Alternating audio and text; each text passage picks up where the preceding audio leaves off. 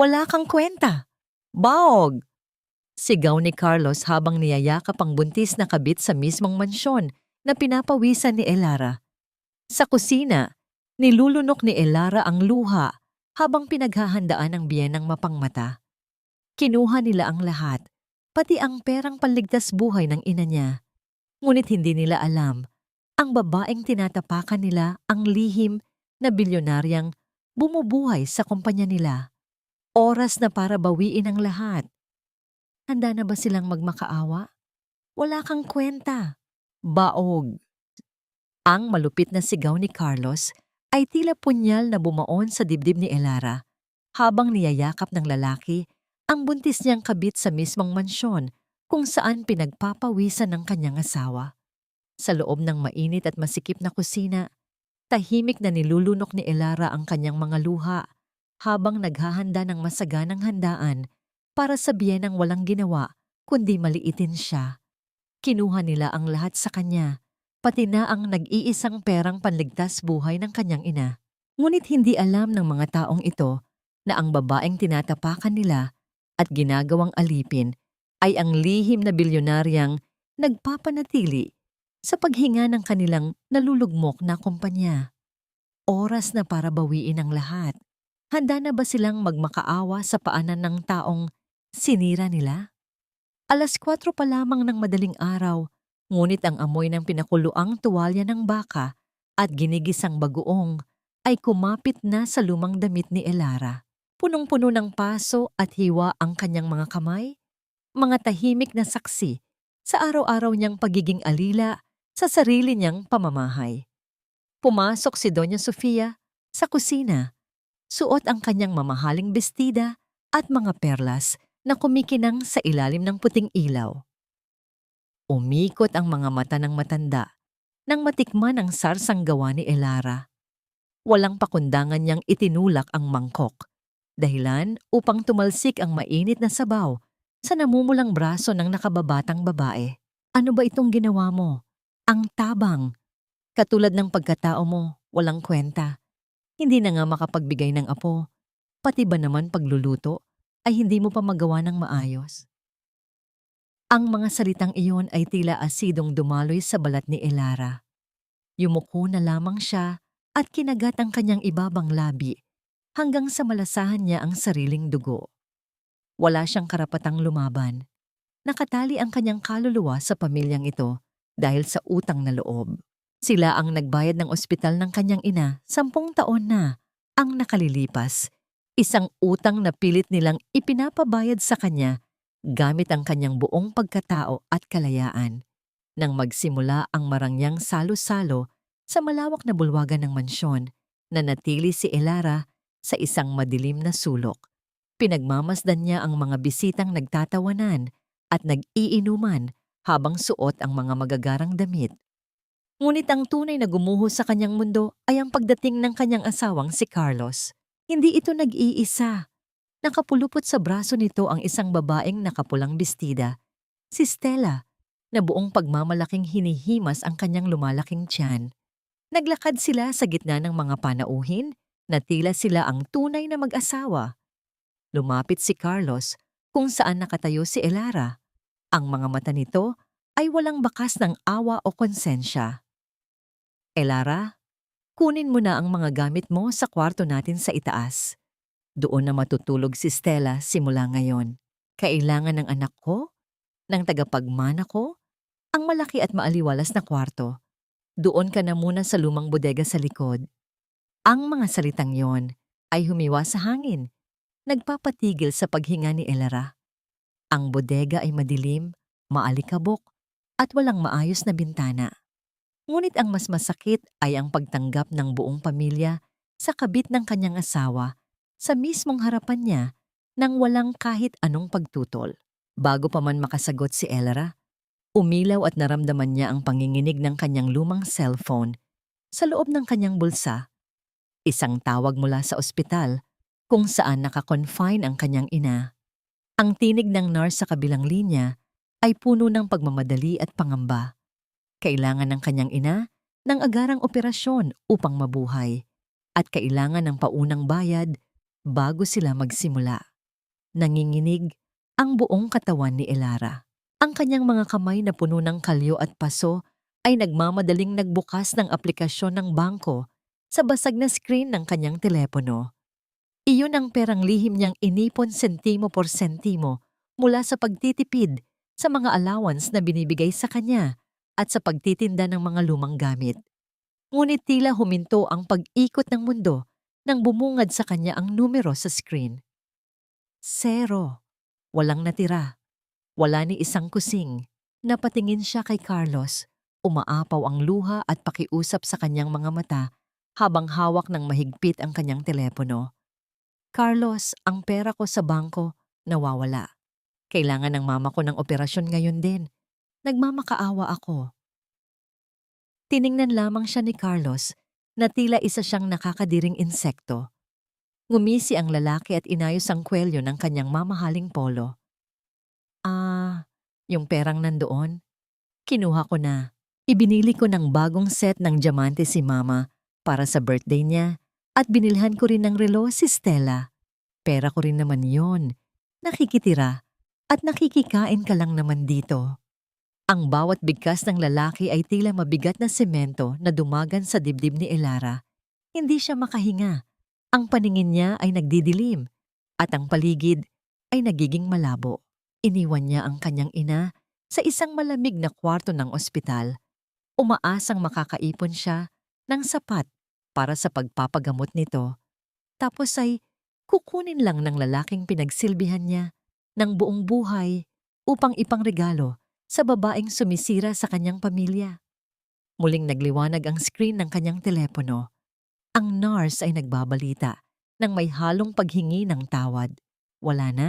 Ang makina na nagmomonitor sa tibok ng puso ng kanyang ina ay naglabas na ng isang tuloy-tuloy at tuwid na linya sa screen, kasabay ng isang mahaba at nakakabinging ugong na naghuhudyat na lumisan na ang nag-iisang taong nagmamahal sa kanya sa mundong ito. Bumagsak ang mga tuhod ni Elara sa malamig na marmol na sahig. Wala siyang tinig na mailabas. Tanging ang panginig ng kanyang mga balikat at ang masaganang pagdaloy ng mainit na luha ang sumasalamin sa pagkawasak ng kanyang kaluluwa. Habang nagkakasiyahan ang lahat sa loob, sa labas naman ng malaking tarangkahan ng mansyon, sa ilalim ng mga anino ng gabi, isang lalaking nakasuot ng itim na pormal na kasuotan ang tahimik na nagmamasid sa lahat ng nangyayari. Ang kanyang mga mata ay madilim at malalim.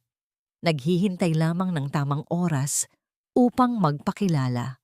Ang mahabang katahimikan na iniwan ng pagpanaw ng kanyang ina ay tila isang makapal na kumot na bumalot sa buong pagkatao ni Elara. Sa isang liblib at maalikabok na bahagi ng sementeryo, nakatayo ang isang murang kabaong na gawa sa manipis na kahoy. Walang magagarang bulaklak na nagpapabango sa hangin, walang malalaking tolda na nagbibigay ng lilim, at higit sa lahat, walang kahit isang anino ng pamilyang pinagsilbihan niya ng buong buhay niya. Kahit ang asawa niyang si Carlos na umubos sa perang panligtas buhay ng kanyang ina ay hindi man lang nagpakita upang makiramay. Mag-isang nakaupo si Elara sa malamig at magaspang na semento, nakatitig sa puntod na hindi niya alam kung paano babayaran. Naramdaman niya ang isang magaspang, ngunit mainit na palad na marahang dumapos sa kanyang nanginginig na balikat. Si Manang Rosa, ang matandang yaya ng mansyon, ay patagong dumating dala ang isang lumang lalagyan ng mainit na sabaw.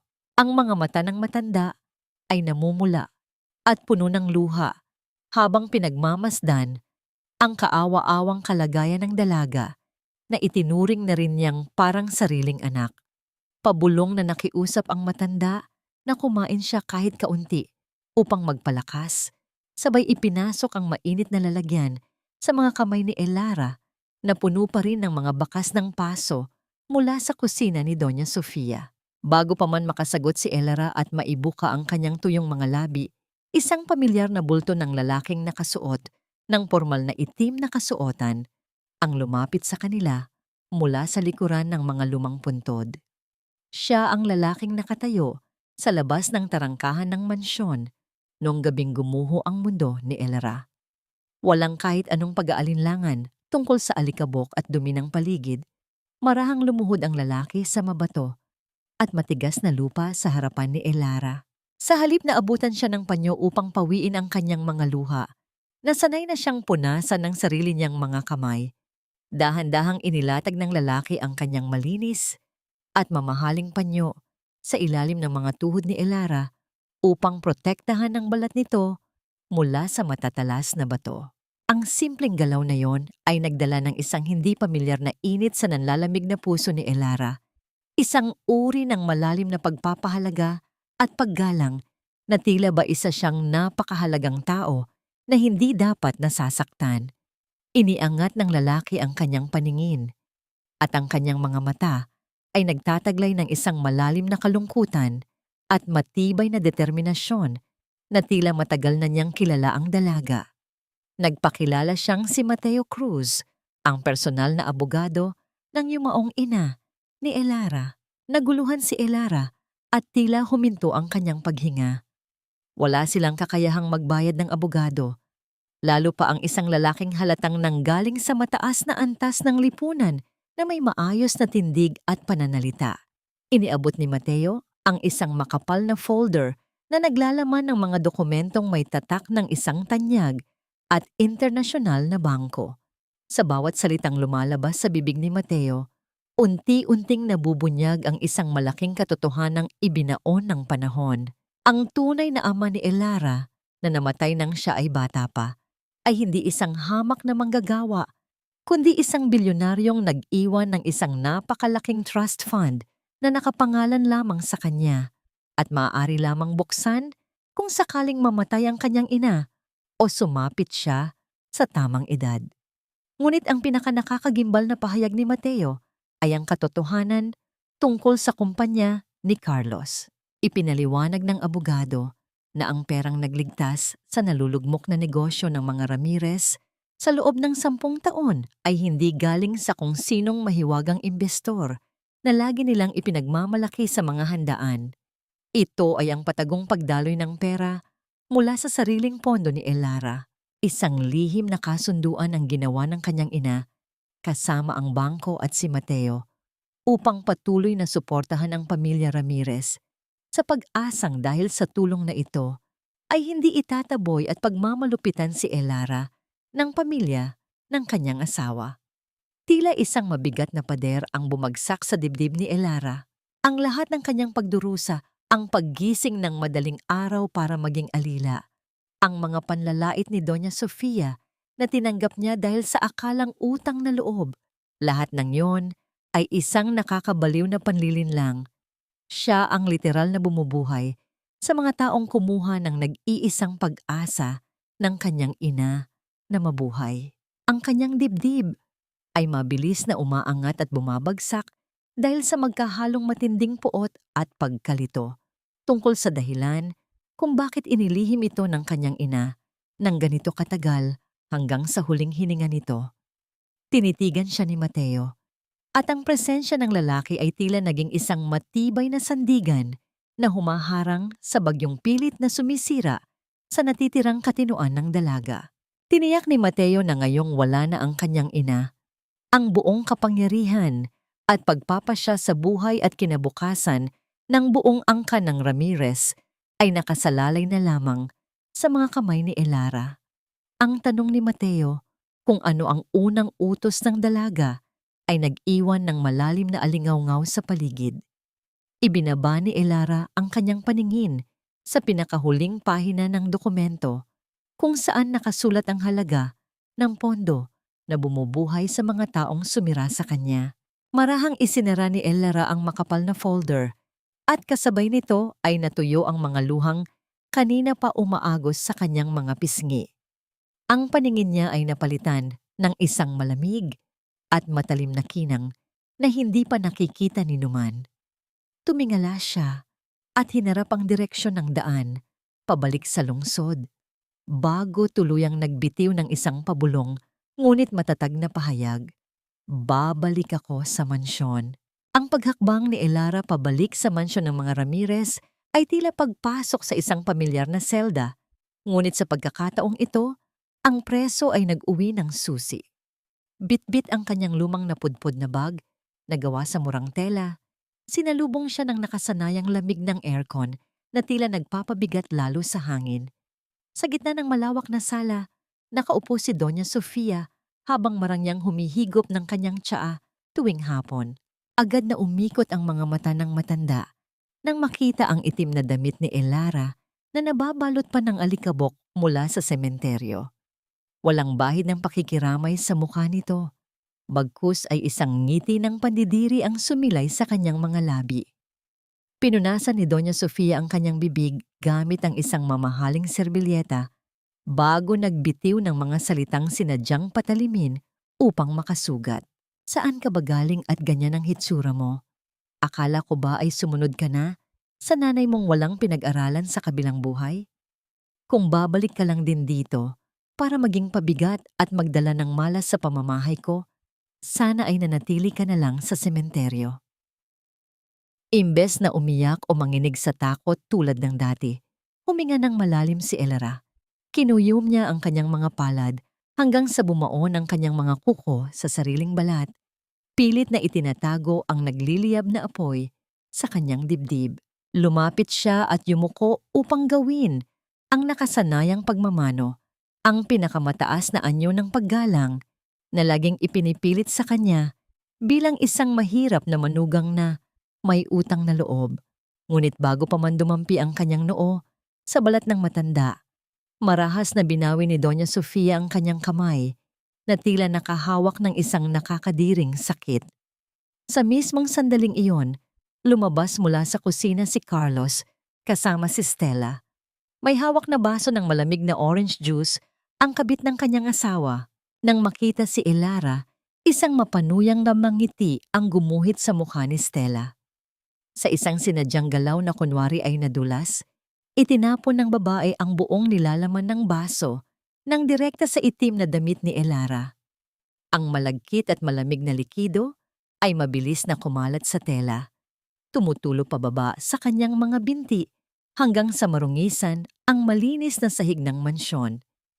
Namilog ang mga mata ni Stella sa isang pekeng gulat habang dahan-dahang nagtago sa likuran ng malapad na balikat ni Carlos. Oops, sorry po. Ang tanga ko naman. Nadulas yung kamay ko. Imbes na saway ng kanyang kabit, tiningnan lamang ni Carlos si Elara mula ulo hanggang paa. Ang kanyang dibdib ay umaangat baba sa halatang pagpipigil ng tawa. Hayaan mo na, babe. Sanay naman siyang maglinis ng kalat natin. Linisin mo yan, Elara. At pagkatapos, pumunta ka na sa bodega. Ayokong nakikita ni Stella ang ganyang klaseng muka. Baka pumangit ang anak ko. Walang kahit anong salitang namutawi sa mga labi ni Elara. Tinitigan niya lamang ang asawa niyang dati ay pinag-alayan niya ng buong buhay at pangarap. Ngayon, ang nakikita lamang niya ay isang lalaking walang buto at walang paninindigan. Tumalikod siya ng tahimik, nilisan ang magagarang ilaw ng sala at nagtungo sa madilim na bahagi ng bahay. Pagbukas niya sa pintuan ng lumang bodega, sumalubong sa kanya ang amoy ng alikabok at mga pinaglumaang gamit. Ito ang ipinalit sa kanyang malawak na kwarto. Isang maliit na higaan lamang ang naroroon sa gilid. Habang nagpapalit ng damit, napansin niya ang isang lumang polo shirt ni Carlos na naiwan at nakakalat sa sahig malapit sa kanyang mga gamit. Dati-rati, maingat niya itong pupulutin, lalabhan gamit ang kanyang sariling mga kamay upang hindi masira ang tela at papaplansahin nang walang kahit isang lukot dahil iyon ang gusto ng kanyang asawa. Yumuko siya upang kunin ang damit. Ang kanyang mga daliri ay marahang dumampi sa tela. Ngunit sa halip na itabi ito para labhan, isang malamig at walang pusong ekspresyon ang bumalot sa kanyang mukha. Walang pag-aatubili. Itinapon niya ang paboritong damit ni Carlos sa loob ng isang kinakalawang na basurahan sa sulok ng bodega. Hindi na siya ang babaeng tagapulot ng basura nila. Kinuha niya mula sa ilalim ng kanyang mga unan ang isang bagong telepono na lihim na ibinigay sa kanya ni Mateo sa sementeryo. Ang liwanag ng screen ang tanging nagbibigay ng tanglaw sa madilim na bodega. Mabilis na nag-type ang kanyang mga nanginginig na daliri, hindi dahil sa takot, kundi dahil sa matinding pananabik na simulan ang katapusan ng mga taong sumira sa buhay ng kanyang ina. Ipinadala niya ang isang maikling mensahe sa abogado. Simulan mo na, Mateo. Hatiin ang pondo ng kumpanya, unti-unti.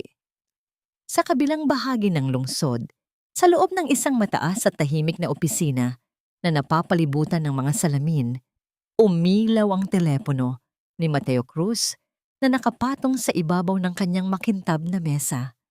Nang mabasa niya ang mensahe mula kay Elara, isang pambihirang ngiti ang sumilay sa kanyang mga labi. Isang ngiti na puno ng paghanga at pag-asam. Nakita niya kung paano sinubukan ng pamilyang yon na sirain ang kaluluwa ng dalaga, ngunit hindi nila alam na sila mismo ang nagmulat sa isang natutulog na leon. Agad na hinarap ni Mateo ang kanyang computer at nagsimulang mag-ayos ng mga legal na dokumento upang isakatuparan ang lihim na pag-ipit sa pananalapi ng kumpanya ng mga Ramirez. Ang lahat ng linya ng kredito na nagpapanatili sa marangyang buhay ni na Carlos at Doña Sofia ay unti-unting mapuputol nang hindi nila namamalayan. Samantala, sa isang tagong sulok ng mansyon, malayo sa paningin ni na Carlos at Stella, patingin-tingin sa paligid si Doña Sofia habang mahigpit na nakahawak sa kanyang telepono. Ang mukha ng matanda ay namumutla at pinagpapawisan. Ang tinig niya ay isang pabulong na pakikipagtalo, pilit na nakikiusap sa taong nasa kabilang linya na bigyan pa siya ng karagdagang linggo upang mabayaran ang milyon-milyong utang na natalo niya sa sugal. Ipinangako niya rito na may paparating silang malaking pondo mula sa kumpanya sa mga susunod na araw. Isang pondong hindi niya alam ay tuluyan ng natuyo dahil sa kapangyarihan ng babaeng pinatapon niya sa madilim na bodega. Kinabukasan ng umaga, habang masaganang nag-aalmusal sina Carlos at Stella sa mahabang lamesa, nakatutok ang atensyon ng lalaki sa kanyang laptop upang suriin ang ulat ng pananalapi ng kumpanya. Umaasa siyang makikita ang pagpasok ng malaking loan na magiging pondo para sa mga bagong luho ni Stella. Ngunit nang mabuksan niya ang isang mahalagang mensahe mula sa bangko, unti-unting nawala ang kulay sa kanyang mukha. Nanlaki ang kanyang mga mata habang pabalik-balik na binabasa ang mga salitang nakasulat sa screen. Ang pinakamalaking pautang na inaasahan ng kumpanya ngayong buwan ay ibinasura at tinanggihan ng mga mamumuhunan nang walang anumang malinaw na paliwanag. Bumaon ng mariin ang kanyang kamao sa ibabaw ng lamesa, dahilan upang umuga ang mga mamahaling porselanang tasa at tumapon ng mainit na kape sa maputing mantel. Ang biglaang pagkawala ng pinakamalaking pondo ng kumpanya ay tila lason na mabilis na kumalat sa buong sistema ng Ramirez Corporation. Ang dating maingay at abalang opisina ay nabalot ng isang mabigat na tensyon. Si Carlos na dati-rati ay ipinagmamalaki ang sarili bilang isang mahusay na pinuno ay naging isang galit na hayop na walang direksyon. Sa bawat empleyadong nagkakamali, sa bawat ulat na hindi pabor sa kanya, ay ibinubuhos niya ang kanyang galit at pagkadismaya. Malinaw na naipakita sa lahat na wala siyang tunay na kakayahan na pamunuan ng kumpanya ng walang mahiwagang investor na laging sumasalo sa kanyang mga pagkakamali. Ang kanyang katanyagan ay isang malaking bula na unti-unti nang pumutok at nawawala sa hangin. Dala ang init ng ulo mula sa opisina, umuwi si Carlos sa mansyon na naghahanap ng mapagbubuntunan ng kanyang galit. Nadatnan niya si Elara sa hapagkainan, tahimik na naghahanda ng kanilang hapunan.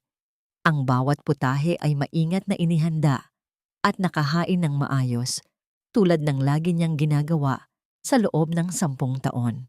Ngunit sa pagkakataong ito, ang amoy ng masarap na pagkain ay lalong nagpainit sa ulo ng lalaki. Sa isang iglap, marahas niyang iwinasiwas ang kanyang braso sa ibabaw ng lamesa.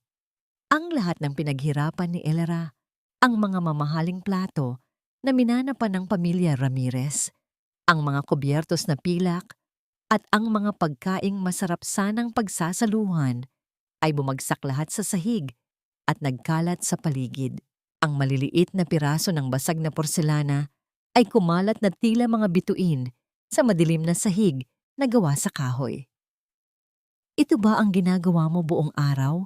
Nagpapakasarap sa pera ko habang ako ay naghihirap sa opisina? Buwisit kang babae ka! Sigaw ni Carlos habang ang kanyang muka ay namumula sa matinding galit. Hindi kumibo si Elara. Dahan-dahan lamang siyang yumuko at sinimulang pulutin isa-isa ang mga basag na piraso ng plato. Pilit na iniinda ang matutulis na gilid na humihiwa sa kanyang mga daliri. Kinabukasan, gamit ang palusot na mamamalengke siya, lihim na nakipagkita si Elara kay Mateo sa isang maliit at tahimik na kapihan sa gilid ng lungsod. Ang lugar ay napili ni Mateo upang masiguro ang kanilang kaligtasan at privacy. Habang inilalatag ng abogado ang pinakabagong ulat tungkol sa mabilis na pagbagsak ng pananalapi ng kumpanya ni Carlos, napansin niya ang mga bagong sugat sa mga kamay ni Elara. Ang balat nito ay puno ng maliliit na hiwa at ang isa sa mga daliri nito ay mayroong nakadikit na maruming tissue na pinantapal sa dumurugong sugat. Walang kahit anong salitang namutawi sa mga labi ni Mateo.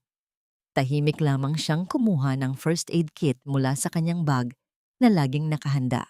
Maingat niyang inalis ang maruming tissue, nilinis ang sugat gamit ang malinis na bulak at dahan-dahang tinakpan ito ng isang malinis na band-aid. Ang kanyang mga galaw ay puno ng pag-iingat at respeto, na tila ba ang mga kamay na puno ng kalyo at sugat na yon ay ang pinakamahalagang bagay sa buong mundo. Hindi ito ang unang beses na nakaranas ng pag-aalala si Elara, ngunit ito ang unang pagkakataon na naramdaman niyang ang pag-aalala ay hindi nagmumula sa awa, kundi sa tunay na pagpapahalaga. Habang idinidikit ni Mateo ang band-aid sa kanyang daliri, marahang hinaplos ng hinlalaki nito ang likod ng kanyang palad. Isang simpleng haplos na nagdala ng isang hindi maipaliwanag na init at kuryente sa buong katawan ni Elara, isang pakiramdam na matagal nang kinalimutan ng kanyang puso. Nang matapos silang mag-usap, inangat ni Elara ang kanyang paningin. Ang kanyang mga mata, na dating puno ng takot at pag-aalinlangan, ay napalitan ng isang malamig at matibay na determinasyon. Mateo, may isa pa akong ipapagawa sa'yo. Gusto kong harangan mo ang lahat ng supply ng materyales mula sa pinakamalaking supplier ng kumpanya. Batid ni Mateo na ang supplier na tinutukoy ni Elara ay isang kumpanyang pag-aari rin ng ama nito. Isang simpleng utos lamang yon na magpapabilis sa pagbagsak ng kumpanya ng mga Ramirez. Ngumiti si Mateo. Ang babaeng kaharap niya ngayon ay hindi na ang babaeng kaawa-awang umiiyak sa sementeryo. Ito na ang tunay na reyna na handa ng bawiin ang kanyang kaharian. Sa loob ng bodega, kung saan siya pansamantalang nakatira, sinubukan ni Elara na ayusin ang kanyang mga gamit, ngunit may napansin siyang kakaiba. Ang kanyang mga damit ay tila may naghalongkat. Alam niyang si Stella ang may gawa nito. Lihim na pinagmamasdan ni Stella ang bawat galaw ni Elara. Napansin niya ang biglaang pagbabago sa kilos ng babae at ang pagkakaroon nito ng isang bagong telepono. Sa kanyang paghahalongkat, natagpuan niya ang isang maliit at lumang susi na nakatago sa ilalim ng mga damit ni Elara. Isang susi na hindi niya alam kung saan nabibilang, ngunit ang alam niya ay may itinatagong malaking sikreto ang babaeng kinamumuhian niya. Habang iniisip ni Elara ang susunod niyang hakbang, biglang bumukas ng malakas ang pintuan ng bodega at isang malakas na kamay ang dumapo sa kanyang pisngi. Ang buong mukha ni Doña Sofia ay nababalot ng matinding galit. Iwinasiwas ng matanda sa harapan ni Elara ang isang walang lamang kahon ng alahas. Saan mo itinago ang perlas na kwintas ko? Magnanakaw kang babae ka? Alam kong ikaw ang kumuha nito. Iyon na lang ang natitirang alahas na may halaga sa akin. Sigaw ng matanda habang pilit na kinakapkapan ang katawan ni Elara.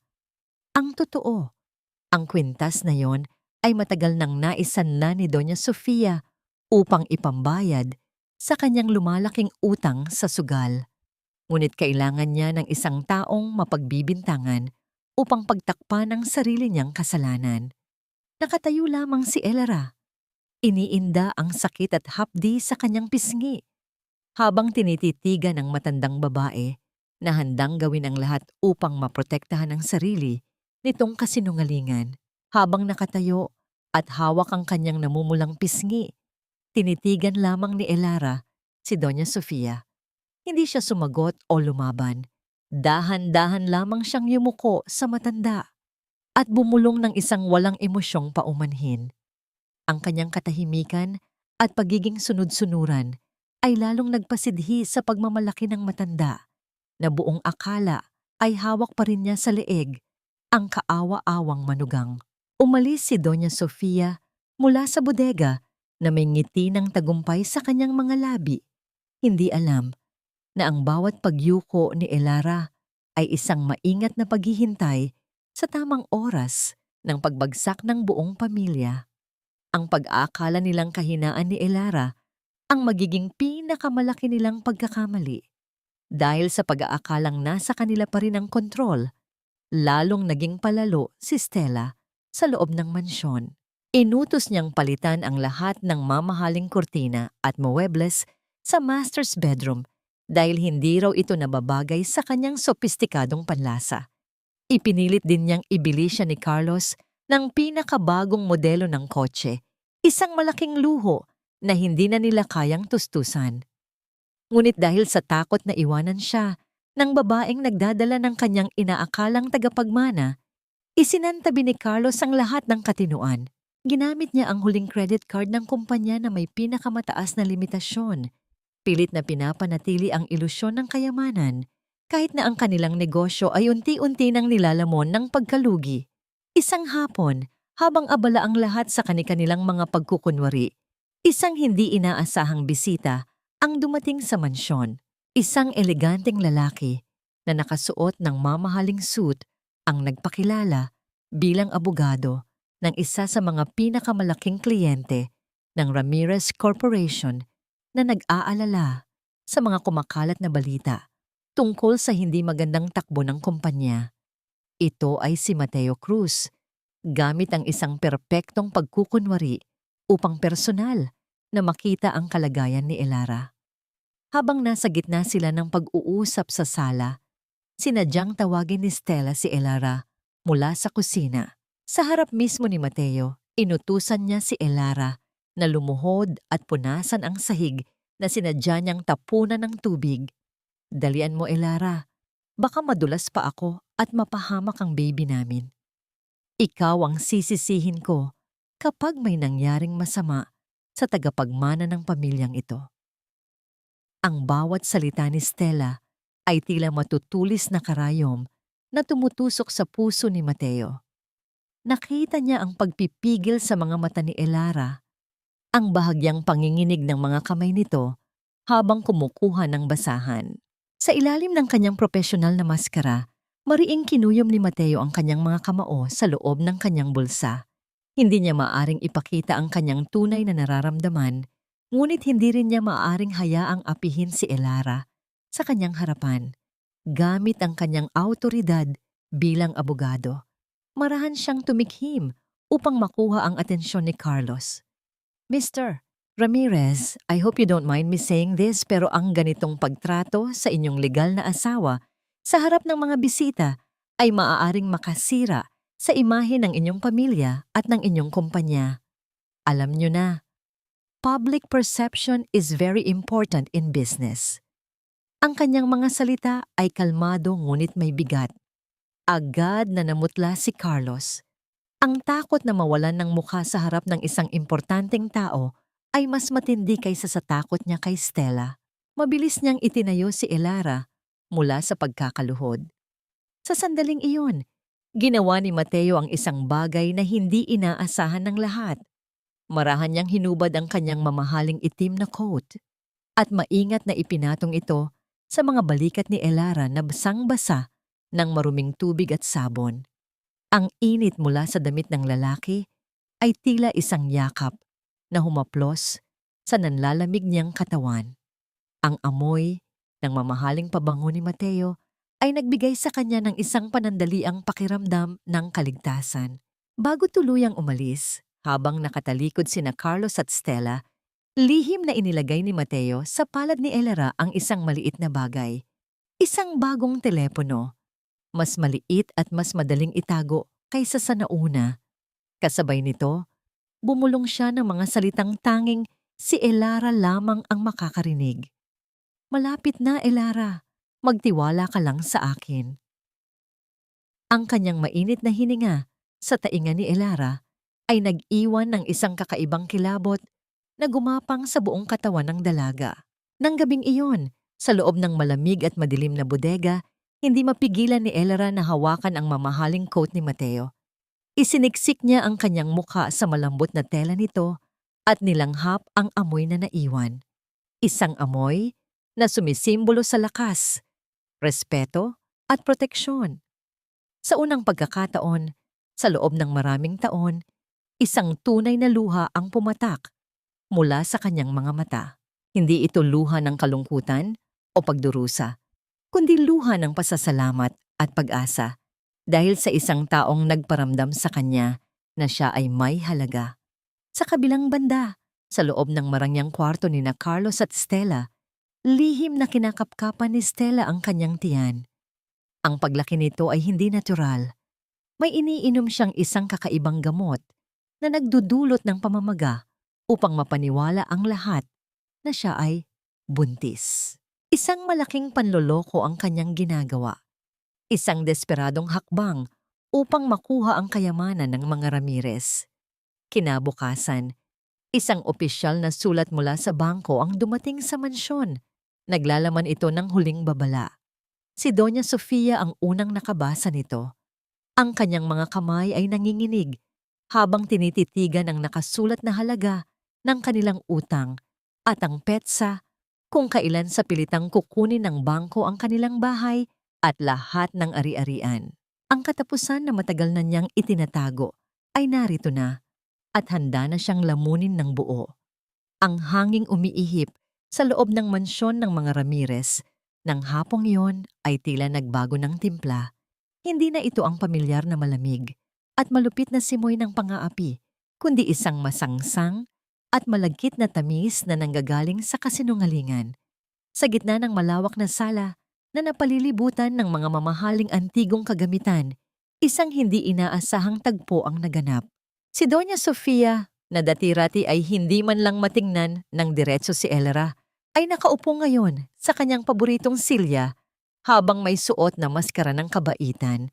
Marahan niyang inanyayahan si Elara na maupo sa kanyang harapan. Isang kilos na noon ay itinuturing na isang malaking kasalanan. Inihanda ng matanda ang 2 tasa ng tsa at ang mahinang pagtama ng porselana sa gilid ng tasa ay ang tanging nagbibigay ng buhay sa nakabibinging katahimikan ng silid.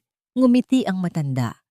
Isang nangiting hindi umabot sa kanyang mga mata na nananatiling malamig at puno ng pagkalkula. Ginamit niya ang kanyang pinakamalambot na tinig, ang tinig na ginagamit niya kapag mayroon siyang gustong makuha mula sa ibang tao. Sinimulan niya ang kanyang pag-atake gamit ang sining ng pagmamanipula at pagpapaikot ng katotohanan. Sinabi niya kay Elara na ang lahat ng kanyang kalupitan nitong mga nakaraang araw ay bunga lamang ng matinding pag-aalala para sa kapakanan ni Carlos at ng kanilang kumpanya. Ipinihit niya ang usapan sa paraang tila si Elara ang may kasalanan kung bakit sila nagkakagulo. Ngunit sa gitna ng kanyang mga mabulaklak na salita, inilabas niya ang tunay niyang layunin. Bilang legal na asawa, hiniling niya kay Elara na lumapit sa kanyang mga kamag-anak at humingi ng tulong pinansyal upang isalba ang kumpanya. Ipinangako pa ng matanda na kapag nagawa ito ni Elara, agad niyang palalayasin si Stella sa mansyon at ibabalik ang lahat ng karangalan sa kanya bilang tunay na may bahay. Ang bawat pangungusap ni Doña Sofia ay tila isang nakalalasong tsaa Napilit niyang ipinaiinom sa dalaga. Umaasang muli niyang malilinlang ang pusong matagal na niyang tinatapak-tapakan. Hindi pa natatapos ang dula ni Doña Sofia nang pumasok si Carlos sa sala. Imbes na ang dati niyang mapanuri at galit na mukha, isang anyo ng pagsisisi ang kanyang ipinakita. Lumapit siya kay Elara at dahan-dahang hinawakan ang kanyang mga kamay. Ang mga kamay na dati ay pilit niyang iniiwasan. Ang lamig ng balat ni Carlos ay nagdulot ng panginginig sa buong katawan ni Elara. Ngunit hindi dahil sa pag-ibig, kundi dahil sa matinding pagkadiri. Sinubukan ni Carlos na magmakaawa. Isinisisi ang lahat ng kanyang pagkakamali sa umano'y bawal na gayuma o bighani ni Stella. Sinabi niyang tila siya ay nawala sa sariling kaisipan at ngayon lamang muling nagising sa katotohanan na si Elara ang tanging babaeng mahal niya. Ang mga salitang ito ay tila mga sirang plaka na paulit-ulit na tumutunog sa pandinig ni Elara. Muntik na siyang mapatawa sa harap ng dalawang taong ito. Ang kanilang pagiging desperado ay tila isang malaking komedya na pinapanood niya mula sa malayo. Sa halip na ipakita ang kanyang tunay na nararamdaman, ipinagpatuloy ni Elara ang kanyang sariling pagtatanghal. Yumuko siya ng bahagya, pilit na nagpapanggap na naniniwala sa kanilang mga kasinungalingan. Sinabi niya sa kanila na mayroon siyang isang napakayamang kaibigan, isang taong may sapat na kapangyarihan upang isalba ang kanilang kumpanya sa isang iglap lamang. Nakita niya ang biglang pagliwanag ng mga mata ni na Carlos at Doña Sofia, ang gutom at kasakiman na hindi nila maitago sa kabila ng kanilang mga peking ngiti. Ngunit naglatag si Elara ng isang kondisyon. Upang makumbinsi ang kanyang kaibigan na ang pamilya Ramirez ay karapat-dapat pa ring pagkatiwalaan, kailangan nilang magdaos ng isang marangyang pagdiriwang para sa anibersaryo ng kumpanya. Isang gabi kung saan ipakikita nila sa lahat ang kanilang yaman at katatagan. Dahil sa matinding uhaw sa pera, mabilis na sumang-ayon ang mag-ina.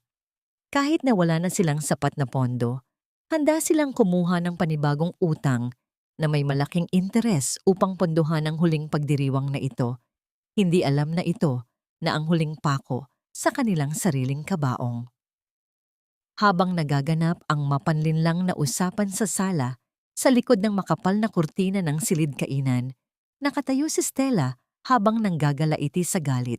Ang bawat pangakong binitiwan ni Doña Sofia kay Elara ay tila sampal sa kanyang mukha. Naramdaman niya ang panganib na mawala ang lahat ng kanyang pinaghirapan. Ang kanyang mga kuko ay bumaon sa telang hawak niya habang pinagmamasdan ang tagumpay ni Elara sa paningin ng mag-ina. Sa kanyang isipan, nagsimula siyang bumuo ng isang madilim na plano. Hindi niya hahayaang magwagi ang babaeng itinakwil na nila. Kinuha niya mula sa loob ng kanyang maliit na bulsa ang isang maliit na pakete na naglalaman ng puting pulbos. Ang kanyang mga mata ay nanlilisik habang iniisip ang gagawin niyang paghihiganti sa gabi ng pagdiriwang. Nang matapos ang usapan, pumasok si Elara sa loob ng banyo upang hugasan ang kanyang mga kamay. Binuksan niya ang gripo at hinayaang dumaloy ang malamig na tubig sa kanyang balat. Pilit na tinatanggal ang bakas ng paghawak ni Carlos. Ang bawat pagkuskus niya sa kanyang palad ay puno ng galit at puot. Tumingin siya sa salamin at nakita ang isang babaeng hindi na marunong masaktan. Isang babaeng handa ng maningil sa lahat ng mga luhang ninakaw sa kanya. Ang gabi ng anibersaryo ay hindi magiging isang pagdiriwang ng tagumpay ng mga Ramirez, kundi isang gabi ng paghuhukom na hinding-hindi nila malilimutan. Ang gabi, bago ang itinakdang pagdiriwang ay nababalot ng isang mapanlinlang na kislap sa loob ng mansyon ng mga Ramirez. Ang bawat sulok ng bahay ay abala sa paghahanda para sa huwad na tagumpay na ipapakita nila sa buong mundo. Sa gitna ng kaguluhan, naroon si Elara nakatayo sa isang madilim na sulok ng labahan habang hawak ang mabigat na plansa. Ang mainit na singaw na lumalabas mula sa bakal ay tila sumisimbolo sa namumuong galit sa kanyang dibdib na pilit niyang ikinukubli. Inutusan siya ni Doña Sofia na plansahin ang lahat ng mga mamahaling kasuotan na nirentahan nila para sa gabi ng anibersaryo. Habang maingat niyang inaayos ang mga tupi ng damit ng kanyang asawa at ng kanyang biyenan, hindi mawala sa kanyang isipan ang bawat hapdi ng panlalait na tinanggap niya sa silid na ito. Ngunit sa pagkakataong ito, hindi na luha ang dumadaloy sa kanyang mga pisngi, kundi ang pawis ng isang babaeng handa nang tapusin ang kanyang pagkaalipin. Nang matiyak niyang mahimbing na ang tulog ng lahat at tanging ang mahinang pag-indayog ng mga puno sa labas ang nagbibigay ng tunog sa paligid, lihim na lumabas si Elara patungo sa madilim na bahagi ng hardin. Doon, sa ilalim ng malalaking dahon ng mga halaman, naghihintay si Mateo Cruz. Ang presensya ng lalaki sa gitna ng kadiliman ay tila isang tanglaw na nagbibigay ng kapayapaan sa naguguluhang isipan ni Elara. Iniabot ni Mateo ang huling bahagi ng mga legal na dokumento, ang mga huling piraso ng puzzle na tuluyang sisira sa pamilya Ramirez. Ngunit sa halip na pag-usapan ang negosyo, nanatiling nakatitig si Mateo sa mukha ni Elara. Kitang-kita niya ang pagod at ang lalim ng mga sugat sa kaluluwa ng dalaga sa ilalim ng liwanag ng buwan. Marahang hinawakan ni Mateo ang mga kamay ni Elara, ang mga palad na puno ng mga bakas ng paghihirap at mga sikat ng paso. Ang init ng kanyang mga kamay ay tila gamot na humahaplos sa mga sugat ng dalaga. Hindi mo na kailangang gawin ito, Elara. Maaari na kitang ilayo rito ngayon din. Hindi mo kailangang harapin ang mga taong iyon bukas. Ang mahinang bulong ni Mateo na puno ng pag-aalala. Ngunit umiling si Elara. Ang kanyang paningin ay nanatiling matatag sa kabila ng panginginig ng kanyang mga kamay. Kailangan niyang harapin ang kanyang mga kaaway upang tuluyang maputol ang kadena ng utang na loob na pumatay sa kanyang ina. Sa isang sandali ng panghihina, dahan-dahang isinandal ni Elara ang kanyang noo sa matikas na dibdib ni Mateo. Naramdaman niya ang malakas at matatag na tibok ng puso ng lalaki. Isang himig na tila nagsasabing hindi siya nag-iisa sa laban na ito. Bilang tugon, marahang iginawad ni Mateo ang isang halik sa noo ni Elara. Ito ay isang halik na hindi naghahanap ng anuman kundi ang magbigay ng lakas at proteksyon. Isang banal na pangako na anuman ang mangyari sa susunod na gabi, naroon siya upang saluhin ang dalaga. Ang sagradong katahimikan ng gabi ay naging saksi sa isang pag-ibig na hindi nabuo sa karangyaan, kundi sa gitna ng pagdurusa at paghilom. Nandito lang ako, Elara. Hinding-hindi kita bibitawan. Muling pangako ni Mateo bago sila magkahiwalay. Kinabukasan, sa araw ng malaking pagdiriwang, nagising si Elara na may bagong pag-asa. Maaga siyang naglinis ng bodega upang ihanda ang kanyang sarili para sa huling dula. Ngunit nang buksan niya ang kanyang maliit na aparador upang kunin ang lumang bestida na plano niyang suotin, ang tanging maayos na damit na pagmamay-ari niya, isang masakit na tanawin ang bumungad sa kanya. Ang puting tela ng kanyang damit ay tila mga pakpak ng patay na paru-paro na nakakalat sa malamig na sahig. Ang bawat bahagi nito ay nilapastangan, ginupit-gupit sa maliliit na piraso hanggang sa hindi na ito mapakinabangan. Nakatayo si Elara sa gitna ng bodega, nakatingin sa mga basura ng kanyang dangal na nakahandusay sa kanyang paanan. Sa labas, naririnig niya ang malakas na tawa ni Stella at ang tinig ni Doña Sofia na tila ipinagdiriwang ang kanilang munting tagumpay laban sa kanya. Ang katahimikan ni Elara ay naging mas malalim at mas nakakatakot. Sa pagkasira ng kanyang damit, tila tuluyan na ring napunit ang huling hibla ng kanyang awa para sa pamilyang ito. Habang ang araw ay unti-unting lumulubog para bigyang daan ang gabi ng anibersaryo, isang tanong ang nananatiling nakabitin sa hangin. Paano haharap ang isang reynang walang damit sa kanyang sariling paghuhukom? Ang marangyang bulwagan ng mansyon ng mga Ramirez ay nagniningning sa ilalim ng dambuhalang mga chandelier, ngunit ang bawat kislap ng kristal ay tila sumasalamin lamang sa huwad na dangal ng pamilyang naninirahan doon.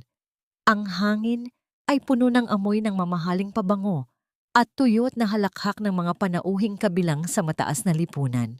Sa gitna ng entablado, nakatayo si Doña Sofia, suot ang kanyang pinakamagandang terno at ang mga perlas na kanyang ipinagmamalaki. Sa kanyang tabi ay si Stella, na tila isang reyna sa kanyang maningning na kasuotan, habang hinihimas ang kanyang tiyan upang makuha ang atensyon ng lahat. Walang bakas ni Elara sa paligid, at ito ang pagkakataong hinihintay ni Doña Sofia upang tuluyang ibaon ang pangalan ng kanyang manugang salimot. Humawak si Doña Sofia sa mikropono at ang kanyang tinig ay umalingaw-ngaw sa buong silid, puno ng pagmamalaki at mapagkunwariang kabutihan. Ngayong gabi, hindi lamang natin ipinagdiriwang ang tatag ng Ramirez Corporation, kundi pati na rin ang pagdating ng bagong pag-asa ng aming pamilya. Ang pahayag ng matanda habang nakatingin kay Stella. Sa wakas, magkakaroon na kami ng tunay na tagapagmana, hindi katulad ng babaeng walang silbi at baog na naging pabigat sa amin sa loob ng maraming taon. Ang babaeng yon ay wala rito dahil wala siyang karapatang humarap sa inyo sa kanyang kalagayan. Isang mahinang bulungan ang kumalat sa mga panauhin. Mga matang puno ng panghuhusga at panunuya para sa nawawalang asawa ni Carlos. Ngunit sa gitna ng tawanan at bulungan, ang malalaking pintuan sa itaas ng engranding hagdanan ay dahan-dahang bumukas. Ang liwanag mula sa labas ay tila sumama sa anino ng isang figurang nakatayo doon. Naputol ang bawat usapan, napako ang paningin ng lahat sa babaeng unti-unting humahakbang pababa. Hindi ito ang Elara na kilala nilang laging nakayuko at balot ng dungis mula sa kusina. Suot ang isang itim na silk gown na tila hinabi mula sa pinakamadilim na bahagi ng gabi, ngunit kumikinang sa bawat paggalaw. Lumitaw si Elara na tila isang reynang nagbabalik upang bawiin ang kanyang korona. Ang bawat hakbang niya sa marmol na hagdanan ay may dalang awtoridad na hindi mapapantayan. Ang kanyang buhok ay maayos na nakapusod. Inilalantad ang kanyang mahabang leeg at ang mukhang hindi na mababakas ang anumang takot. Ito ang regalong lihim na ipinadala ni Mateo, isang baluti na gawa sa tela, na sadyang idinisenyo para sa gabing ito. Namutla si Doña Sofia at ang baso ng wine sa kamay ni Carlos ay tila malalaglag sa sobrang panginginig. Mabilis na lumapit si Carlos kay Elara nang makababa ito. Ang kanyang mga mata ay nanlilisik sa galit at pagtataka. Saan ka kumuha ng perang pambili niyan? Ninakaw mo ba ang pera ni Mama? Go back to the storage room, Elara. You are embarrassing us. Ang pabulong na banta ni Carlos na halos mabulunan sa sariling laway. Ngunit hindi siya tinapunan ng tingin ni Elara. Ang kanyang mga mata ay nanatiling diretso sa kanyang biyenan, na tila ba ang kanyang asawa ay isang hangin lamang na dumadaan. Sa isang sulok, nanginginig sa selos si Stella. Hindi niya matanggap na sa isang saglit lamang ay nakuha ni Elara ang lahat ng atensyong pinaghirapan niyang makuha sa buong gabi. Kinuha niya ang 2 baso ng champagne mula sa tray ng isang waiter at mabilis na isinalin ang puting pulbos mula sa kanyang bulsa sa isa sa mga baso. Lumapit siya kay Elara na may suot na pekeng ngiti, pilit na nagpapakumbaba sa harap ng mga bisita. Elara, happy anniversary sa kumpanya nyo. Let's drink for the baby, para naman mawala na ang sama ng loob mo sa amin. Ang malambing na hamon ni Stella habang iniabot ang basong may lason. Ngunit bago pa man mahawakan ni Elara ang baso, isang matandang kamay ang biglang sumingit. Si Manang Rosa, na kanina pa nakamasid sa bawat kilos ni Stella, ay sadyang natisod sa sariling paa. Ang kanyang katawan ay tumama sa braso ni Stella, dahilan upang ang basong may lason ay mahulog at mabasag sa paanan ni Elara. Ang champagne ay kumalat sa sahig, bulan at tila nagbababala sa panganib na nakatago doon. Ang katahimikan ay tila isang matalim na kutsilyo nang biglang iangat ni Stella ang kanyang kamay at marahas na isinampal ito sa mukha ni Manang Rosa. Ang hapdi ng palad sa balat ng matanda ay tila naramdaman ng lahat sa silid. Hindi nakapagsalita ang mga panauhin. Nanatiling nakatayo si Elara, ngunit ang kanyang mga kamao ay nakakuyom na sa ilalim ng kanyang gown. Ang bawat bahagi ng kanyang katawan ay nanginginig sa tindi ng puot. Hindi siya kumibo para sa kanyang sarili, nang hiyain siya. Ngunit ang makitang saktan, ang nag-iisang taong nagpakita sa kanya ng malasakit, sa bahay na ito ay ang huling mitya na nagpasiklab sa lahat.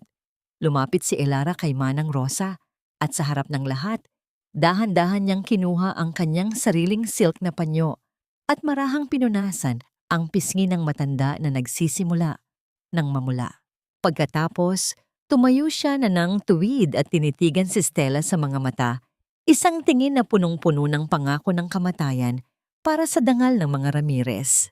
Ang katahimikan sa loob ng bulwagan ay tila isang nagbabadyang unos matapos saktan ni Stella ang matandang si Manang Rosa. Ngunit bago pa man makapagsalita si Doña Sofia upang ipagtanggol ang kanyang paboritong manugang, dahan-dahang bumukas ang malaking tarangkahan ng mansyon.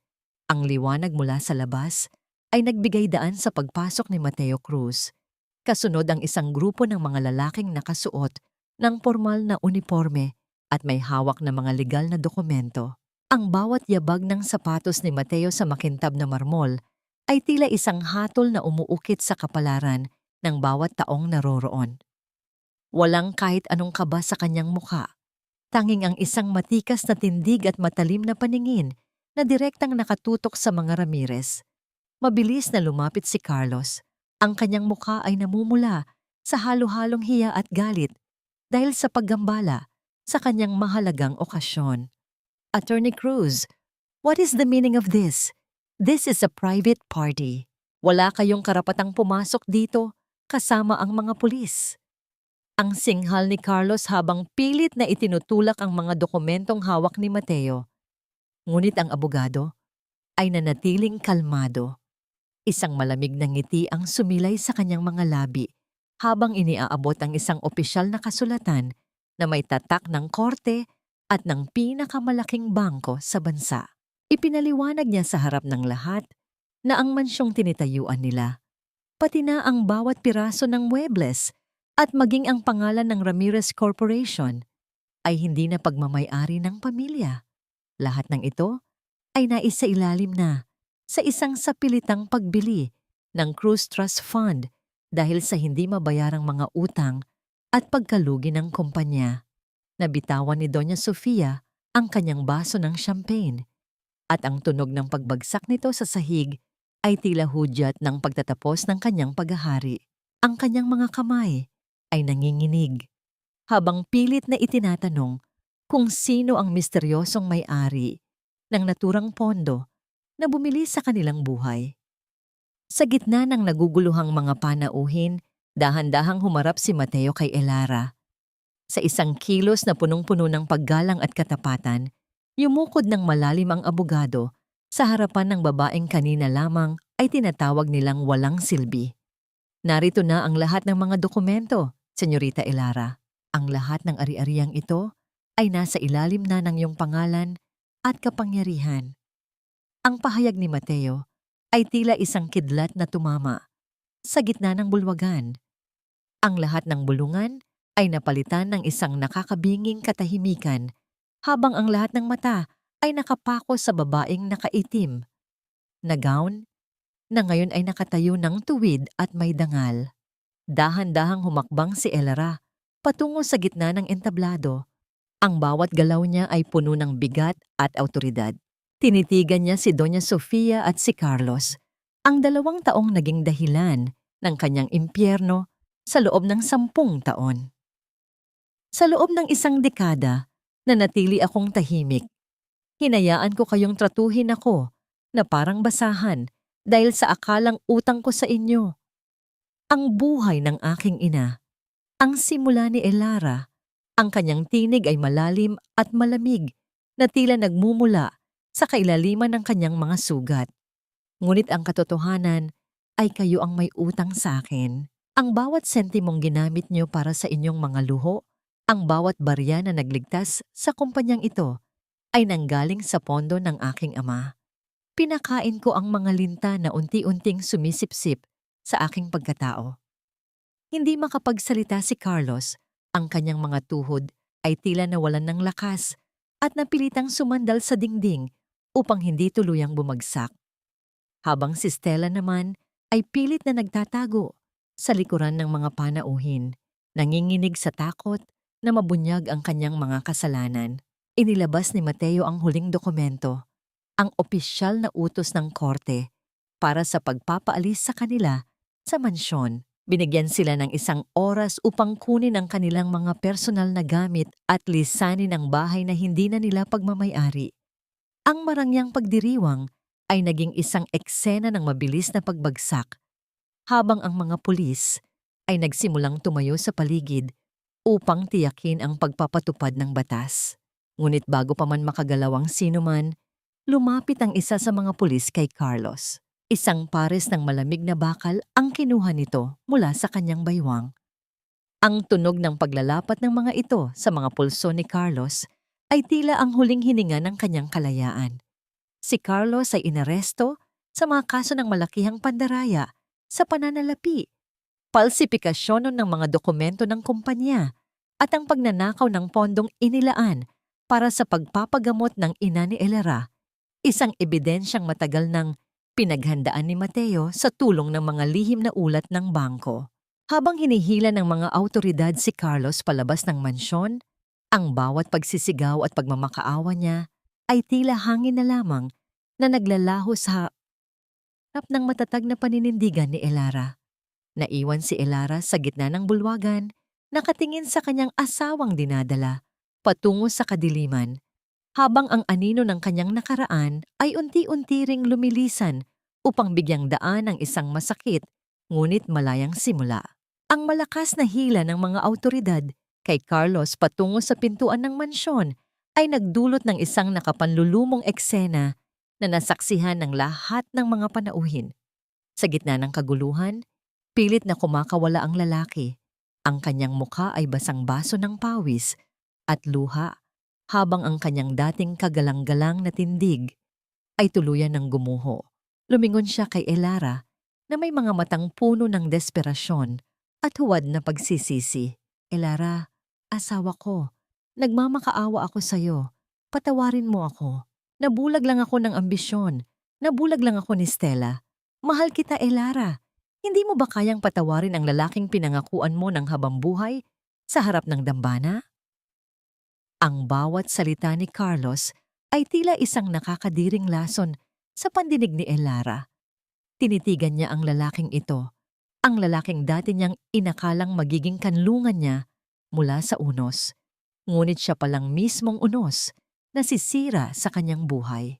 Ang kanyang mga labi ay nanatiling tikom. Ang kanyang dibdib ay hindi nakakikitaan ng anumang panginginig ng pag-ibig, kundi ang isang malamig na kawalan. Ang tanging sagot ni Elara ay isang matalim na tingin na nagpapahayag na ang lalaking tinatawag niyang asawa ay matagal nang namatay kasabay ng huling hininga ng kanyang ina. Nang makitang hindi tinatablan ng pagmamakaawa ang kanyang anak, si Doña Sofia naman ang sumubok ng huling barahan ng panlilinlang. Bigla siyang napahawak sa kanyang dibdib. Ang kanyang paghinga ay naging mababaw at mabilis habang dahan-dahan siyang sumasandal sa dambuhalang haligi ng bulwagan. Ginamit niya ang kanyang pinakamahinang tinig, ang tinig na tila naghihingalo upang pukawin ang damdamin ni Elara. Elara, ang puso ko, papatayin mo ba ako sa harap ng lahat? Matapos ang lahat ng ginawa namin para sa'yo? 10 taon ka naming pinatira dito. 10 taon naming binalot ng karangyaan ng buhay mo. Huwag mong kalimutan ang utang na loob mo sa amin. Lalo na ang perang ginamit namin para mailigtas ang mama mo nung una siyang nagkasakit. Hayop ka ba na walang pakiramdam sa mga taong nagligtas sa pamilya mo? Ang bapbay ka ng utang na loob ay tila isang sumpa na muling pilit na ipinapasan sa mga balikat ni Elara. Ngunit sa gitna ng pag-arte ng matanda, dahan-dahang lumapit si Mateo Cruz habang hawak ang isang dilaw at lumang dokumento Mula sa isang tanyag na ospital, 10 taon na ang nakalilipas. Ang mukha ng abogado ay nababalot ng isang malamig na puot. Ibinaba niya ang dokumento sa ibabaw ng mesa sa harap ni Doña Sofia.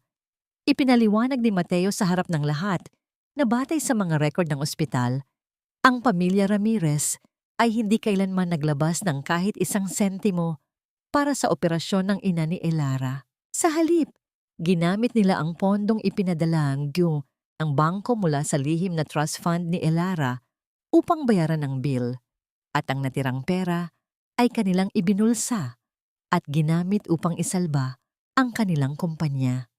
Ang buong 10 taon ng pagiging alila ni Elara ay nakabase sa isang napakalaking kasinungalingan. Wala siyang utang na loob sa kanila. Sila ang nagnakaw sa kanya ng isang dekada ng kaligayahan. Ang huling hibla ng awa sa puso ni Elara ay tila napigtas nang marinig ang katotohanan ito. Ang bawat luhang pumatak sa kanyang mga pisngi noong mga panahong iyon ay naging mga kristal ng galit na hindi na maaaring matunaw.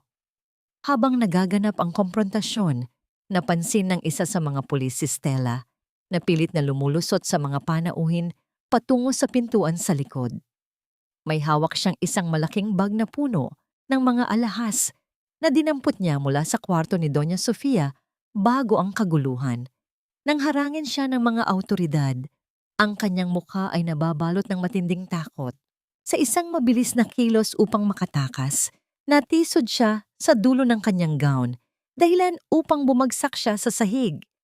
Ang malaki at bilugan niyang tiyan, na kanina lamang ay ipinagmamalaki bilang tagapagmana ng pamilya, ay biglang lumiit at naglabas ng mga piraso ng tela at isang plastik na lalagyan ng hangin na pumutok sa ilalim ng kanyang timbang.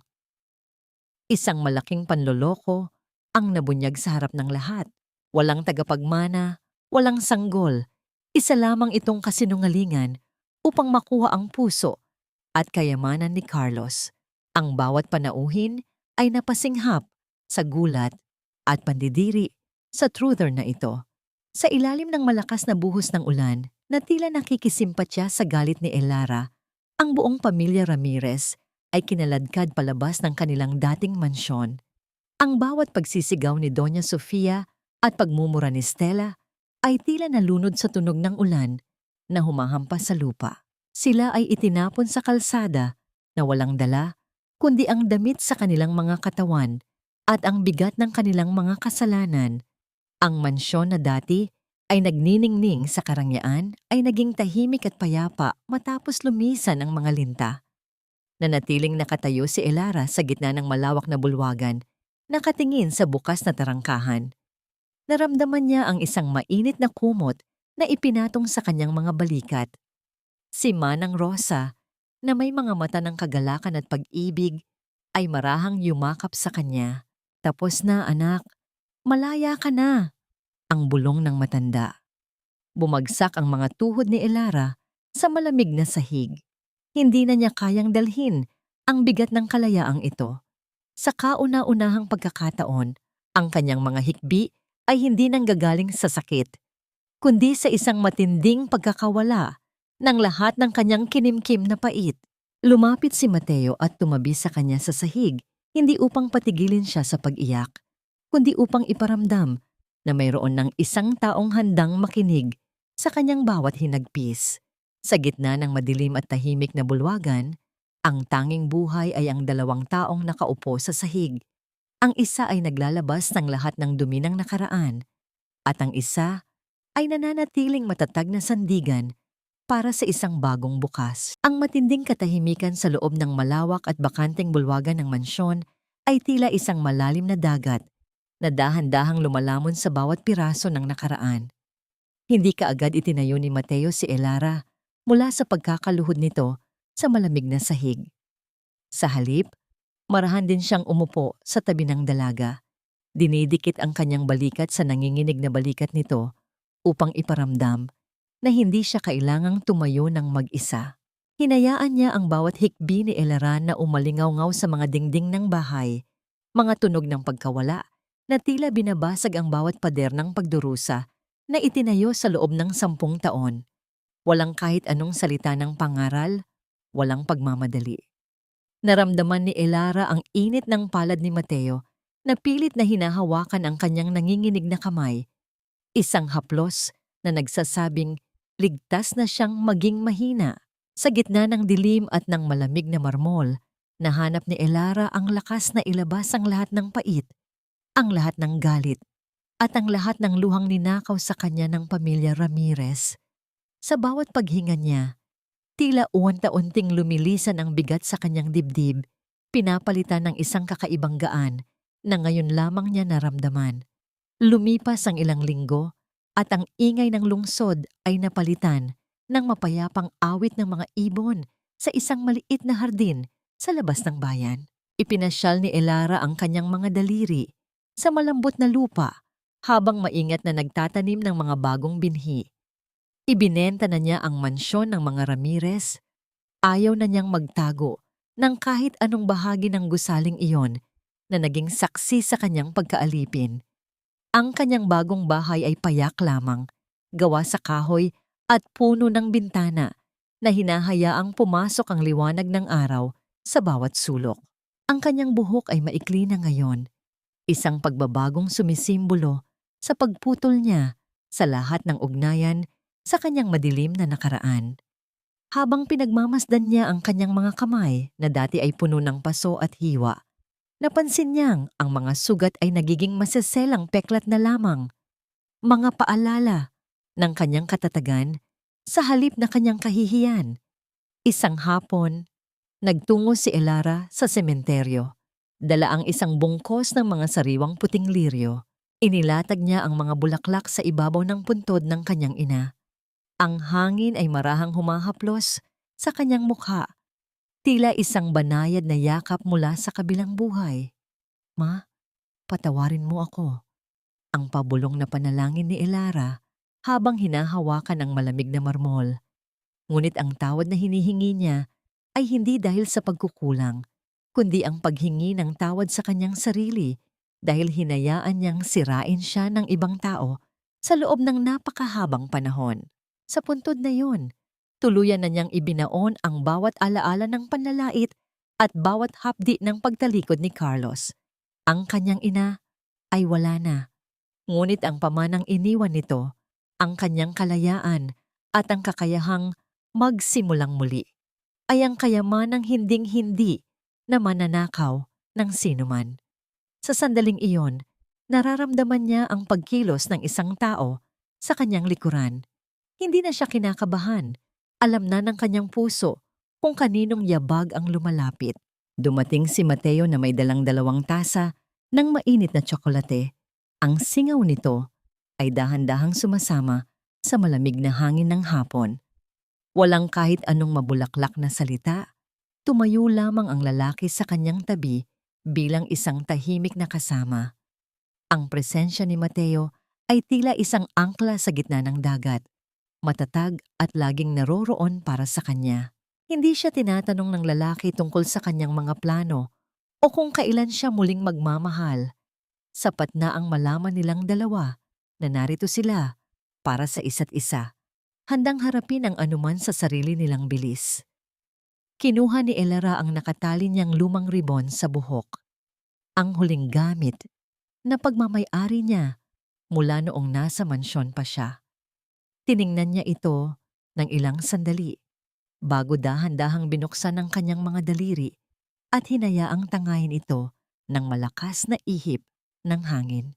Pinanood niyang lumipad ang telang iyon palayo hanggang sa hindi na niya ito makita sa gitna ng mga puno.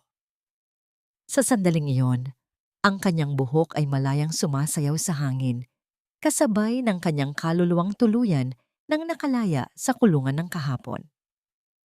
Bago sila umalis sa sementeryo, dahan-dahang kinuha ni Mateo mula sa loob ng kanyang bulsa ang isang maliit at antigong susi na gawa sa tanso. Inilagay niya ito sa palad ni Elara at ang lamig ng bakal ay nagdulot ng isang kakaibang kaba sa dibdib ng dalaga. Tinitigan ni Elara ang susing iyon na may mga ukit na tila nagmula pa sa isang nakatagong bahagi ng kasaysayan ng kanyang pamilya.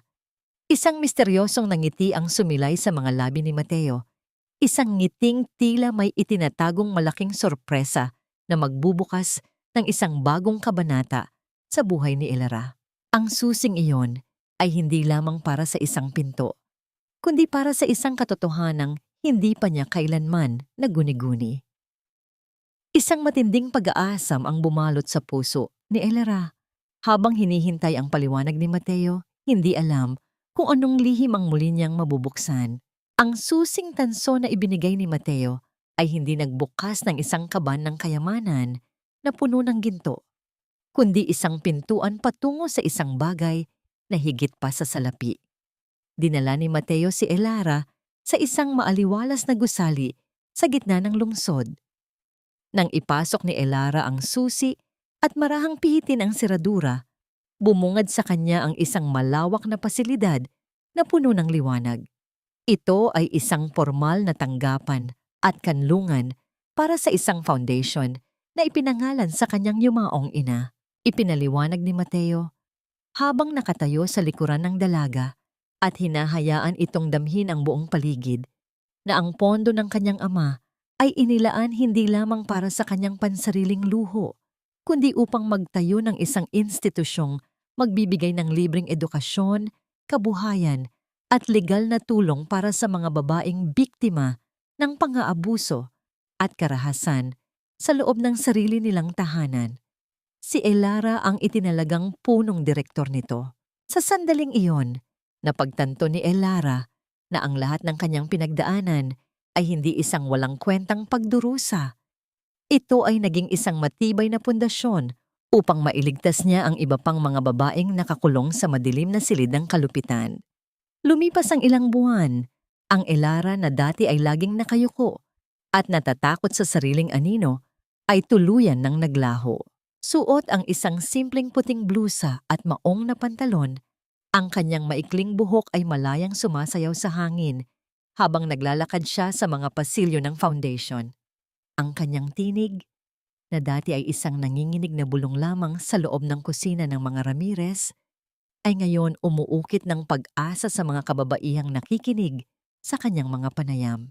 Hindi niya itinatago ang mga peklat sa kanyang mga kamay. Bagkus, ginagamit niya itong patunay na ang bawat sugat ay maaaring maghilom at maging simbolo ng katatagan.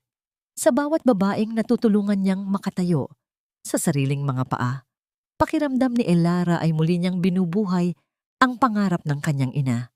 Sa kabilang bahagi ng mundo na matagal na niyang tinalikuran, ang karma ay tahimik, ngunit malupit na naniningil sa mga taong sumira sa kanya.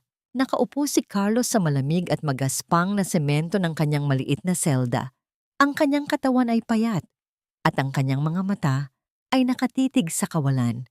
Ang bawat gabi niya ay binabalot ng matinding pagsisisi, pilit na inaalala ang init ng pagmamahal ni Elara na itinapon niya para sa isang ilusyon. Samantala, si Doña Sofia na dati ay nababalot ng mga perlas at diamante ay naglalakad ngayon sa mga maputik na eskinita ng isang mahirap na komunidad. Ang kanyang mga kamay na dati ay nandidiring hawakan, ang kanyang manugang ay ngayon kumakalkal ng mga basurang maaaring ibenta upang makabili ng isang pirasong tinapay. Nakakarating ang mga balitang ito kay Elara, ngunit ang kanyang puso ay hindi nakakaramdam ng tuwa o puot. Ang kalawakan ng kanyang pagpapatawad sa kanyang sarili ay nag-iwan ng walang espasyo para sa anumang damdaming may kinalaman sa kanila.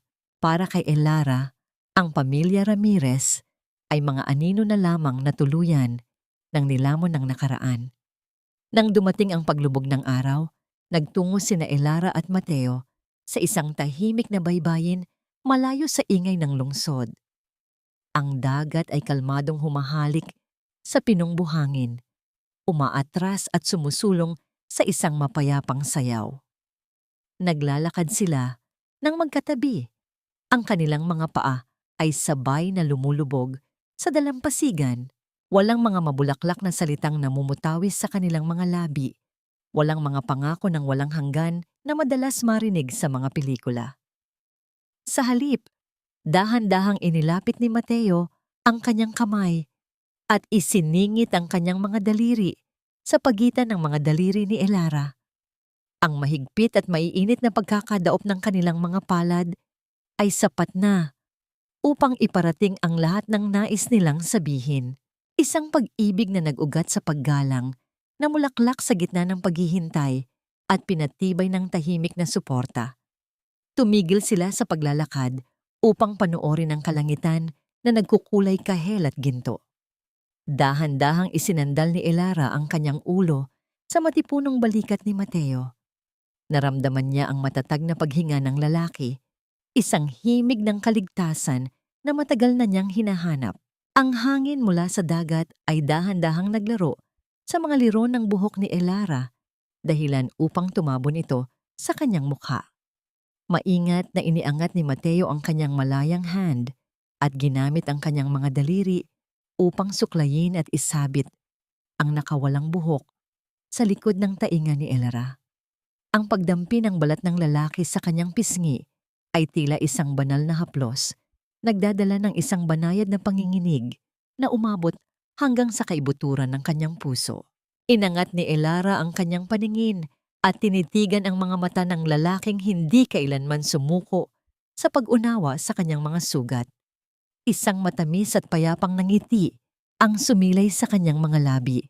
Salamat, ang kanyang pabulong na wika. Ang bawat pantig ay puno ng dalisay na emosyon. Salamat, dahil hinintay mo akong matutong mahalin ang sarili ko bago mo ako inalok ng pag-ibig mo. Hindi sumagot si Mateo gamit ang mga salita. Marahan lamang niyang inilapit ang kanyang labi at nag-iwan ng isang malambot at matagal na halik sa tuktok ng ulo ni Elara, habang pinagmamasdan nila ang araw na tuluyang nagpahinga sa likod ng kalmating karagatan, nag-iiwan ng pangako ng isang mas maliwanag at mas malayang bukas. 5 taon ang mabilis na lumipas, na tila mga pahina ng isang lumang libro na dahan-dahang binubuklat ng banayad na hangin. Sa isang malawak na hardin na napalilibutan ng mga namumukadkad na rosas at puting gumamela, nakatayo si Elara, ababang marahang hinahaplos ang kanyang bilugang tiyan. 7 buwan na ang sanggol sa loob ng kanyang sinapupunan, isang buhay na nabuo mula sa wagas na pagmamahal at pag-unawa. Ang sikat ng umaga ay marahang dumadampi sa kanyang mukha, nagbibigay ng isang kakaibang ningning na tanging ng isang babaeng may ganap na kapayapaan sa puso ang makakapagpakita. Hindi na siya ang babaeng laging nakayuko. Ang kanyang tindig ay matatag at ang bawat hakbang niya sa luntiang damo ay puno ng katiyakan. Lumabas si Mateo mula sa kanilang bahay, bit-bit ang isang baso ng gatas at ilang mga sulat na kadarating pa lamang. Ang kanyang mga mata ay nananatiling nakatuon lamang kay Elara, ang babaeng itinuring niyang pinakamahalagang yaman sa buong mundo. Lumapit siya at marahang ipinunas ang kanyang libreng kamay sa noo ni Elara, isang haplos na puno ng pag-iingat. Honey, you should rest. Baka mapagod ka sa init ng araw, ang malambing na paalala ni Mateo. Ngumiti si Elara at tinanggap ang gatas bago napansin ang isang sobrang may tatak mula sa pambansang bilangguan. Ito ay galing kay Carlos. Sa loob ng ilang sandali, nanatiling nakatitig si Elara sa sobrang iyon. Ang kanyang puso ay hindi na bumibilis ang tibok sa takot at wala na ring hapdi ng puot na gumuguhit sa kanyang dibdib. Dahan-dahan niyang binuksan ang sulat at binasa ang mga salita ng pagmamakaawa at paghingi ng tawad ni Carlos. Sinasabi nito na tuluyan na siyang tinalikuran ni Stella at ng kanyang sariling ina. At ngayon lamang niya napagtanto na si Elara ang tanging naging totoo sa kanya. Matapos basahin ang huling pangungusap, marahang itinupi ni Elara ang papel. Hindi niya nararamdaman ang pangangailangang sumagot o bumisita. Para kay Elara, ang kapatawarang matagal na niyang hinahanap ay hindi nagmumula sa mga salita ni Carlos, kundi sa kanyang sariling desisyon na huwag nang maging bilanggo ng kanyang nakaraan. Pinunit niya ang sulat sa maliliit na piraso at hinayaang tangayin ang mga ito ng hangin. tila mga puting talulot na naglalaho sa kawalan. Nahanap mo na ba ang kapayapaang hinahanap mo, Elara? Ang mahinang tanong ni Mateo habang nakayakap mula sa kanyang likuran. Ipinatong ni Mateo ang kanyang mga palad sa ibabaw ng mga kamay ni Elara na nakahawak sa kanyang tiyan. Naramdaman ni Elara ang init ng katawan ng kanyang asawa, ang matatag na pader na humaharang sa lahat ng unos. Oo, Mateo, matagal na, ang sagot ni Elara habang isinasandal ang kanyang ulo sa balikat ng lalaki. Ang pinakamalaking kapatawaran ay hindi ang pagpapatawad sa mga taong sumira sa atin, kundi ang pagpapatawad sa sarili natin dahil sa pagpili nating manatiling mahina sa mahabang panahon. Ngayon, wala na akong utang na loob sa kahit kanino, maliban sa sarili ko. Ang kwento ni Elara ay isang maugong na paalala para sa bawat babaeng nakikinig na ang pagtitiis ay hindi laging katumbas ng kabutihan at ang pagsasakripisyo ng labis ay hindi garantiya ng pag-ibig. Ang tunay na utang na loob ay ang pangakong hindi mo pababayaan ang iyong sariling dangal. Ang bawat sugat ay may kakayahang maghilom at ang bawat luhang pumatak sa dilim ay magsisilbing tubig para sa paglago ng isang bagong simula. Ang kaligayahan ay hindi matatagpuan sa paghihiganti, kundi sa matapang na paghakbang palayo sa mga taong hindi marunong magpahalaga sa iyong liwanag. Habang ang araw ay unti-unting umaakyat sa kalangitan, nanatiling magkayakap ang dalawa sa gitna ng kanilang hardin. Ang tanging maririnig ay ang mahinang pag-indayog ng mga dahon at ang masayang tawa ng isang batang kapitbahay sa malayo. Sa loob ng tahanang iyon, ang pag-ibig ay hindi na isang mabigat na pasanin, kundi isang malayang paglipad patungo sa isang kinabukasang puno ng pag-asa. Wala nang anino, wala nang takot. Tanging ang dalisay na liwanag ng isang pusong nahanap ang kanyang sariling tahanan.